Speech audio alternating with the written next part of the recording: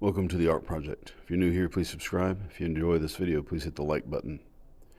This is a sped up version of a drawing of Jerry from Tom and Jerry that I did using the shape building method. It's pretty much the method that most artists use to draw with. And the first thing we do is decide where we want our image to be. I drew a line at the top and the bottom, just a light line to help me keep things in proportion.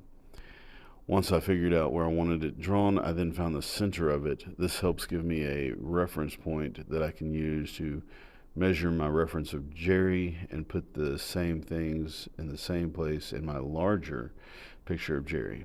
Always double check to make sure you've got your center line drawn in the right place. These are just kind of measurement systems to make sure that I get like his head the right size, not too small, not too big, his body in the right place, and so on. Here I am double checking to make sure that I've got the center line drawn. Once you establish some of the first things like the size of it, the center line, and the biggest shapes, then the rest of it becomes a whole lot simpler. So on my reference point, I'm going to find 2 or 3 main shapes and draw them onto the larger paper. If it takes up half of the picture on the small paper, then it should take up half of the picture on the large paper.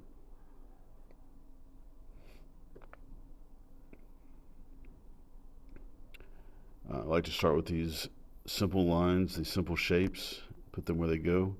I use the angle of the oval that I drew to make sure that I had the angle drawn correctly on the larger paper. This whole thing took me about 25 minutes, but it took me 25 minutes because I was trying to explain things to my students as I went along. Really drawing it would probably only take maybe 15 minutes, and the longest part of it is establishing the simple shapes at the very beginning. Once you have all those, then putting things like ears and eyes and nose and hands and all that become a whole lot faster. So here I am starting to put the details in. Like I said, putting the details in is a lot faster once you have all of the overall sizes correct. And you can imagine that, like if I'm drawing a picture of a person, I've got to have a head to put the nose on, I've got to have a head to put the ears on, I've got to have a body to attach the arms and fingers to. So I want to establish those bigger shapes, the shape of the head compared to the shape of the body and things like that. I want to establish all of that first, and then once I do, hanging the ears, nose, and eyes, and arms, and fingers, and other appendages onto those shapes is much, much easier.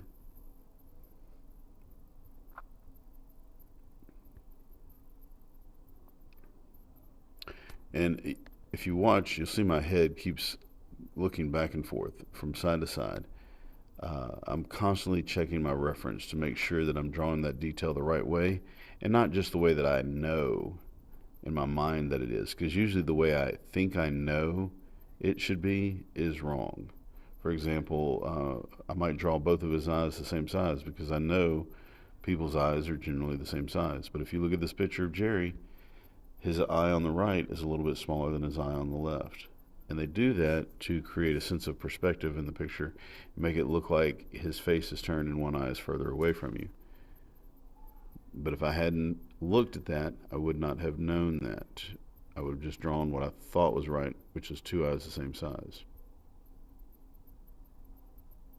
Once you have everything correct, you'll trace everything. In my case, I'm tracing it with Sharpie. You might be doing this in paint, or you might be doing this in pencil and shading it in. But everything up till now has been really light lines, or in the case of my demonstration here, an orange marker.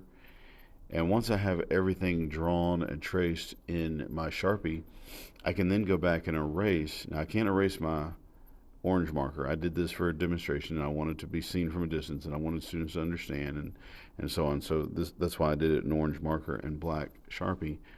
But if I were doing this in pencil on a piece of paper, I could then go back and erase all of my pencil lines once the Sharpie was down.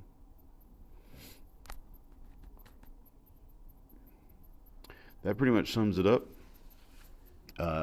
It's not the most perfect Jerry that I've ever drawn, but I liked it. And then when it was all said and done, I made some changes to it just for kicks and giggles. Earrings, lip rings, an arm made out of chain, and even one arm off on the ground. That's it. I hope you enjoyed it. Go make some art.